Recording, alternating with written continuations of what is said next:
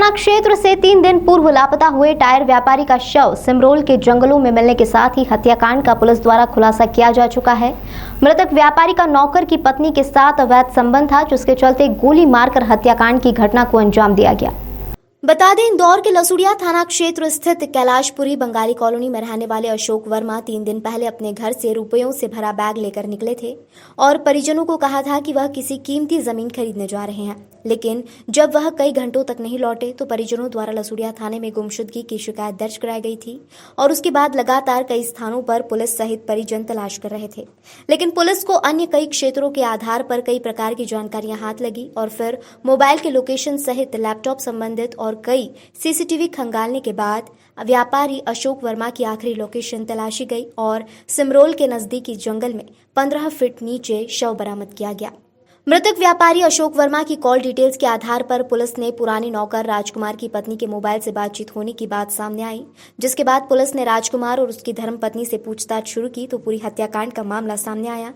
इसमें बताया गया कि नौकर राजकुमार 2015 में सागर से नौकरी की तलाश में इंदौर आया था और वह मृतक अशोक कुमार के संपर्क में आया और उसी के वहां पर नौकरी करने लगा और अपनी पत्नी को भी मृतक अशोक कुमार के घर कामकाज में लगा दिया।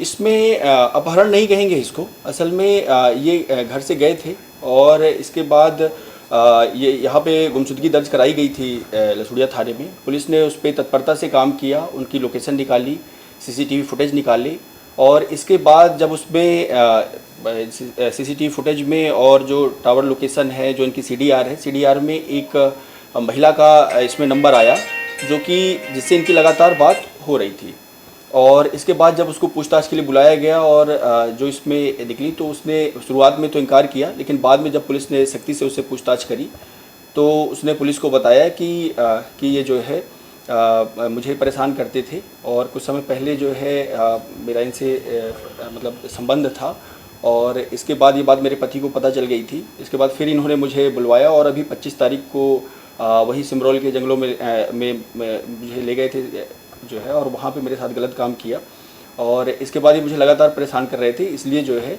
इनकी जो है हत्या करी है और पुलिस ने दोनों को राउंड अप कर लिया है जो इसमें हत्या करने वाले हैं और बाकी जो ये कहानी सुना रही है उसकी भी पुलिस तस्दीक कर रही है और जो सर्कमस्टेंशियल एविडेंसेस हैं उनसे इनको वेरीफाई किया जा रहा है। इसी दौरान मृतक व्यापारी अशोक वर्मा का नौकर की पत्नी के साथ संबंध स्थापित हो गए। इसी कारण से आए दिन मृतक अशोक वर्मा महिला पर संबंध बनाने को दबाव बनाता था। इसी कारण से वह हत्याकांड की घटना को अंजाम दिया गया।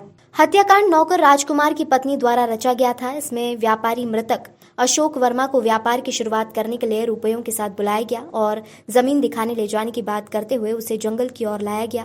यहाँ पर उसके सिर में गोली मारकर पूरी हत्याकांड को अंजाम दिया गया। फिलहाल पुलिस हत्याकांड में सभी साक्ष्य जुटाने में लगी है और बारीकी से जांच पड़ताल कर रही है ताकि अन्य हत्याकांड की परतें खोली जा सके। इसमें जो पूछताछ में है अभी बहुत सारी चीज़ें हैं जो कि तस्दीक की जानी बाकी हैं और पुलिस जो है इनका जो मोबाइल है वो भी पुलिस देखेगी और जो डेटा यदि डिलीटेड होगा तो रिकवरी करवाने की कोशिश करेगी। तो जो चीज़ें हैं, जो सच्चाई है वो स्वतः ही बाहर आ जाएगी। तो व्यापारी के परिजनों को क्या जानकारी थी संबंध होती? इसमें जो है अभी तक जो पुलिस के पास में है तो शायद व्यापारी के परिजनों को इसके बारे में जानकारी नहीं थी और बाकी अभी और बहुत सारी चीज़ें हैं जो कि पूछताछ में और इसके बाद पता चलेंगी।